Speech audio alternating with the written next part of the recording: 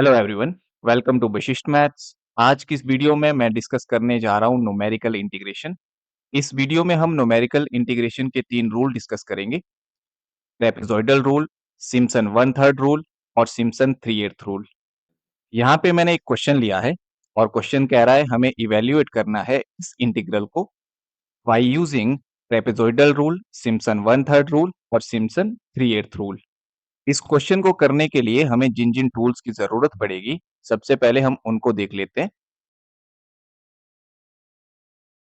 Question को solve करने के लिए सबसे पहले जो हमारे पास गिवन इंटीग्रल होगा, उसे हम कंपेयर करेंगे इस इंटीग्रल के साथ और वहां से हमें lower limit x not, upper limit xn की वैल्यू मिल जाएगी। जैसे ऊपर जो क्वेश्चन हमें सॉल्व करना था, उसमें लोअर लिमिट x नॉट की वैल्यू थी 0 और अपर लिमिट xn की वैल्यू थी 6। यानी कंपेयर करके हमें एक्स नॉट और एक्स एन मिल जाएगा। अब यहाँ पे जो एन होता है वो डिनोट करता है नंबर ऑफ इंटरवल्स को। और इंटरवल कौन से? जैसे यहाँ पे एक्स की जो पहली वैल्यू है लोअर लिमिट एक्स नॉट है, उसके आगे हमें एक्स की दूसरी वैल्यू एक्स वन मिल जाएगी और यहाँ से हमें इंटरवल मिलेगा, interval x not to x one. और इसी तरह से एक इंटरवल आगे मिल जाएगा एक्स वन से एक्स टू।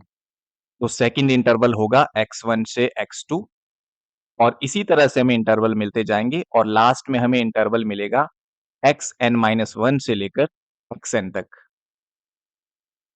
अब यहाँ पे आपको एक और नोटेशन देखने को मिलेगी, वो है एच। एच डिनोट करता है लेंथ ऑफ इंटरवल को। यहाँ पे हर इंटरवल की लेंथ इक्वल होती है। जैसे पहला इंटरवल ये है, इसकी लेंथ अगर मैं निकालूंगा, लेंथ यानी x one minus x not इसकी लेंथ होगी। सेकेंड इंटरवल ये है, इसकी लेंथ हो जाएगी x two minus x one. हर इंटरवल की लेंथ इक्वल रहती है और उसे डिनोट करते हैं हम एच के साथ। यानी x one minus x not की वैल्यू यहाँ पे इक्वल होगी एच के और x two minus x one की वैल्यू भी इक्वल होगी एच के। एच की वैल्यू फाइंड करने के लिए हम ये फॉर्मूला भी यूज करते हैं। हमारे पास अपर लिमिट होगी, लोअर लिमिट होगी। अपर लिमिट से लोअर लिमिट को माइनस करेंगे डिवाइडेड बाई एन, यानी नंबर ऑफ इंटरवल से हम डिवाइड कर देंगे तो हमें एच की वैल्यू मिलेगी। अब यहाँ पे क्योंकि हमें एक्स नॉट और एक्स एन मिल गया, ये x one x two x three ये हमें कैसे मिलेंगे? हमने यहाँ पे अभी देखा कि x one minus x not जो होता है वो एच के इक्वल होता है। तो यहाँ से एक्स वन की वैल्यू मिल जाएगी एक्स नॉट प्लस एच। यानी इस एक्स नॉट में हम एच ऐड करेंगे तो हमें वहां से एक्स वन मिल जाएगा और एक्स वन में अगर एच ऐड करेंगे तो हमें एक्स टू मिल जाएगा।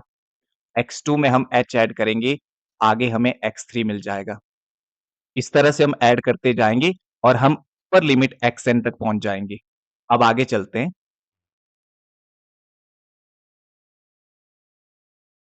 अब इस तरह के क्वेश्चन को सॉल्व करने के लिए आपको कुछ चीजें पता होनी चाहिए। जैसे अगर आपके पास मान लो क्वेश्चन में दे रखा है number of intervals equal to 8, इसका मतलब होगा n की वैल्यू 8 है, क्योंकि n डिनोट करता है नंबर ऑफ इंटरवल्स को। और दूसरा, अगर मान लो आपके पास क्वेश्चन में दे रखा है number of ordinates equal to 7, अगर ऑर्डिनेट 7 हुए तो वहां से n की वैल्यू मिल जाएगी 7 माइनस वन यानी 6। यानी अगर आपको ऑर्डिनेट्स दे रखे होंगे n प्लस वन, तो नंबर ऑफ इंटरवल्स आपको वहां से मिलेंगे n। ऐसा क्यों होता है? क्योंकि मान लो आपके पास कोई 3 ऑर्डिनेट्स हैं, 0, 1 और 2। इनसे आप कितने इंटरवल बना पाओगे? पहला इंटरवल बनेगा 0 से 1 और दूसरा इंटरवल बनेगा 1 से 2। अब यहां से हमें 2 इंटरवल मिले, यानी 2 इंटरवल को बनाने के लिए हमें 3 ऑर्डिनेट्स की जरूरत पड़ रही है।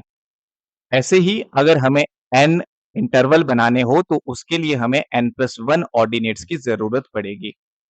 थर्ड, मान लो आपके पास गिवन दे रखी है h की वैल्यू, तो वहां से आप n की वैल्यू कैसे निकालोगे?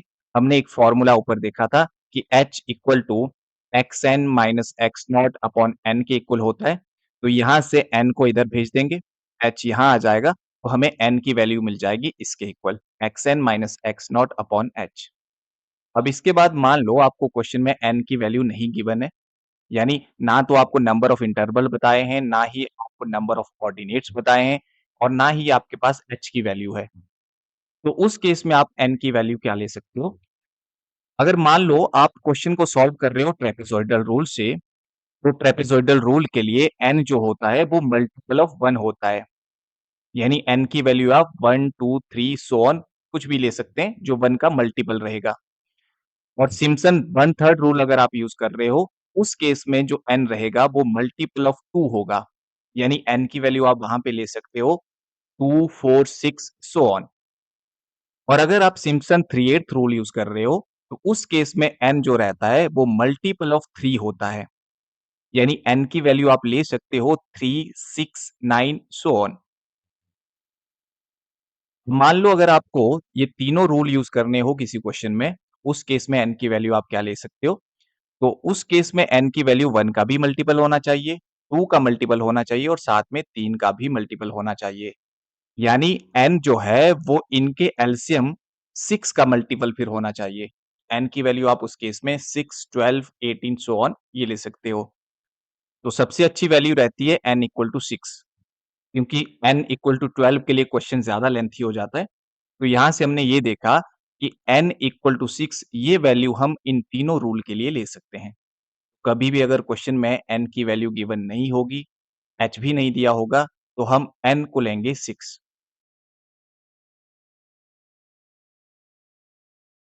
सॉल्यूशन अब सबसे पहले हम इस इंटीग्रल को कंपेयर करेंगे x not to xn f of x dx इसके साथ। तो यहाँ पे हमें वैल्यू मिल जाएगी हियर f ऑफ x की 1 अपॉन 1 प्लस एक्स स्क्वायर और साथ में लोअर लिमिट की वैल्यू है x नॉट की 0 और अपर लिमिट xn की वैल्यू है 6।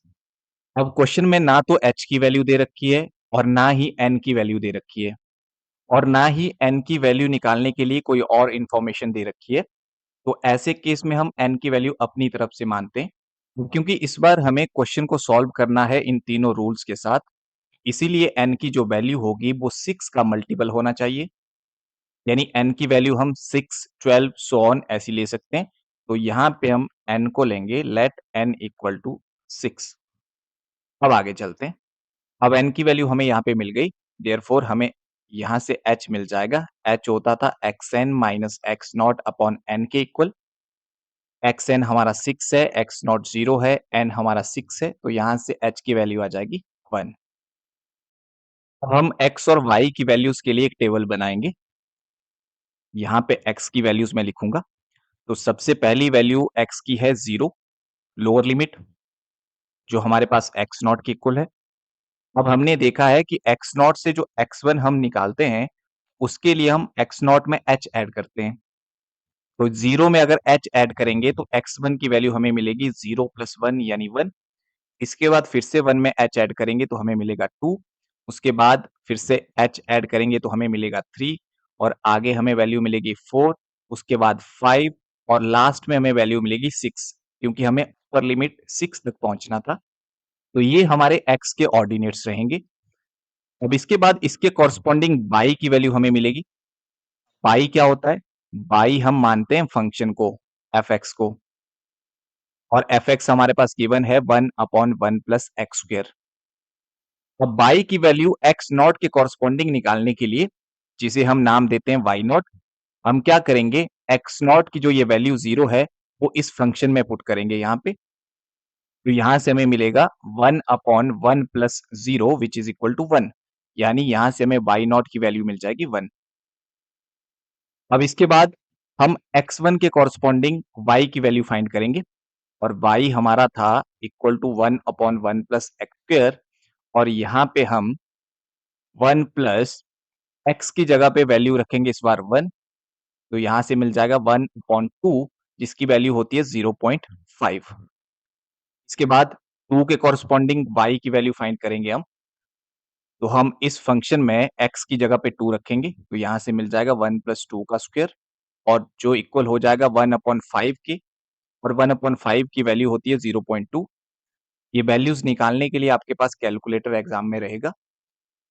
इसी तरह से अगर आप फंक्शन में x की जगह पे 3 रखते हो तो उसके कॉरस्पॉन्डिंग आपको वैल्यू मिल जाएगी 0.1 और 4 के कॉरस्पॉन्डिंग आपको वैल्यू मिल जाएगी 0.0588।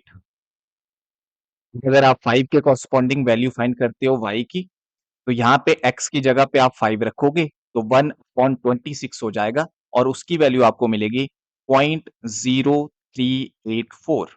इसी तरह से 6 के कॉरस्पॉन्डिंग आपको वैल्यू मिल जाएगी 0.0270। ये वैल्यू बाई नॉट होगी, ये वैल्यू बाई 1 की वैल्यू होगी, ये बाई 2, बाई 3, बाई 4, बाई 5 और बाई 6। अब आगे चलते हैं।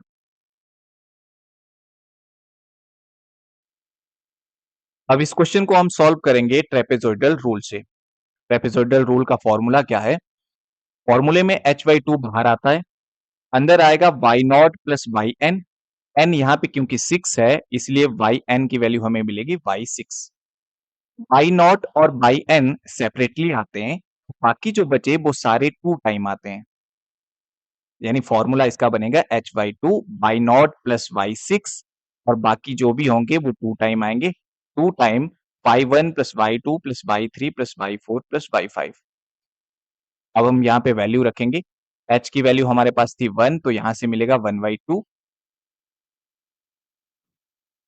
वाई नॉट की वैल्यू हमारे पास थी 1 प्लस 2 टाइम वाई 1 की वैल्यू हमारे पास थी 0.5 प्लस वाई 2 की वैल्यू हमारे पास थी 0.2 प्लस वाई 3 की वैल्यू हमारे पास थी 0.1 प्लस वाई 4 की वैल्यू हमारे पास थी 0.0588 प्लस वाई 5 की वैल्यू हमारे पास थी 0.0384 और वाई 6 की वैल्यू हमारे पास थी 0.0270।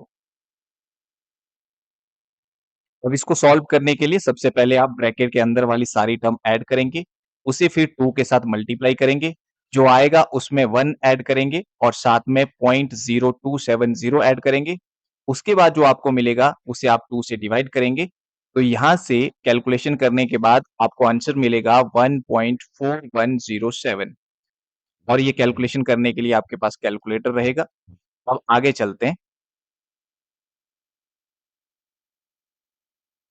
अब इसे हम सॉल्व करेंगे सिम्पसन वन थर्ड रूल से। सिम्पसन वन थर्ड रूल का फॉर्मूला क्या होता है? इसमें h/3 बाहर आता है, बाई नॉट और बाई एन यहाँ पे बाई 6 है, ये सेपरेटली आएंगे और ऑड सफिक्स वाले का मतलब है y1, y3, y5 ये सब 4 टाइम इसमें आते हैं और जो इवन सफिक्स वाले होंगे जैसे y2 यहाँ पे है, y4 यहाँ पे है, ये 2 टाइम आएंगे। अब इसमें इवन सफिक्स वाले में y6 नहीं आएगा क्योंकि y6 इस बार बाई n है इसीलिए वो सेपरेटली आएगा। तो ये फॉर्मूला रहता है सिम्पसन वन थर्ड रूल का। अब इसमें हम वैल्यू पुट करेंगे। h की वैल्यू हमारे पास 1 है तो यहाँ से मिलेगा 1/3। y नॉट की वैल्यू हमारे पास 1 है प्लस 4 इंटू y1 की वैल्यू हमारे पास थी 0.5 प्लस y3 की वैल्यू हमारे पास थी 0.1 प्लस y5 की वैल्यू हमारे पास थी 0.0384 प्लस 2 टाइम y2 की वैल्यू हमारे पास थी 0.2 प्लस और y4 की वैल्यू हमारे पास थी 0.0588 प्लस लास्ट में y6 इसकी वैल्यू थी 0.0270 ब्रैकेट क्लोज। इसे जब आप सॉल्व करोगे तो आपको सॉल्व करने पे वैल्यू यहाँ पे मिलेगी 1.3660। ये अप्रोक्सीमेट वैल्यू रहेगी अप टू 4 डेसिमल प्लेसेस। अब आगे चलते हैं। अब इसके बाद इसे हम सॉल्व करेंगे सिम्पसन 3/8 रूल से और सिम्पसन 3/8 रूल का फॉर्मूला क्या है? इसमें बाहर आता है 3h/8 और अंदर आएगा बाई नॉट और बाई 6 जो कि हमारा वाई एन है। तो बाई नॉट और बाई एन इसमें भी सेपरेटली आते हैं और 2 टाइम यहाँ पे y की वो वैल्यूज आएगी जिनके सफिक्स 3 के मल्टीपल होंगे, यानी बाई 3, बाई 6, बाई 9 ऐसे। तो यहाँ पे बाई 3 आएगा, बाई 6 इसीलिए नहीं आएगा क्योंकि बाई 6 जो है वो बाई n है, इसीलिए वो सेपरेटली आएगा। अब अगर मान लो आपके पास n की वैल्यू 7 होती, तो फिर यहाँ पे 2 टाइम y3 प्लस y6 आता, क्योंकि जो बाई n है वो इस केस में बाई 7 होता और बाकी जो बचे वो सारे 3 टाइम आएंगे। एक बार फिर से रिपीट कर देता हूँ, बाई नॉट और बाई n यहाँ पे सेपरेटली आएंगे और 2 टाइम y की वो वैल्यूज आएगी जिनका सफिक्स 3 का मल्टीपल होगा और बाकी सब आएंगे 3 टाइम। अब यहाँ पे वैल्यू हम पुट करते हैं। h की वैल्यू हमारे पास 1 है डिवाइडेड बाई 8, y नॉट की वैल्यू हमारे पास 1 है प्लस 2 टाइम y3 की वैल्यू हमारे पास है 0.1 प्लस 3 टाइम y1 की वैल्यू हमारे पास थी 0.5 प्लस y2 की वैल्यू थी 0.2 प्लस y4 की वैल्यू हमारे पास थी 0.0588 प्लस y5 की वैल्यू हमारे पास थी 0.0384 प्लस लास्ट में y6 की वैल्यू हमारे पास थी 0.0270। अब इसको अगर आप सॉल्व करोगे, बाहर आपके पास 3/8 है, यहां पे आपके पास 1 है प्लस यहां से आपको वैल्यू मिलेगी 0.2 प्लस और फिर इसके बाद आप ब्रैकेट के अंदर वाला ऐड करोगे, उसे 3 के साथ मल्टीप्लाई करोगे और वहां से आपको वैल्यू मिलेगी 2.3916 प्लस लास्ट में यहाँ पे 0.0270 है। इसको सॉल्व करने पे आपको यहाँ से वैल्यू मिलेगी approximate value 1.3569 to 4 decimal places. तो ये इस इंटीग्रल का आंसर रहेगा बाय सिम्पसन 3/8 रूल। इस वीडियो के लिए इतना ही, बाकी मिलते हैं नेक्स्ट वीडियो के साथ। Thank you so much for watching.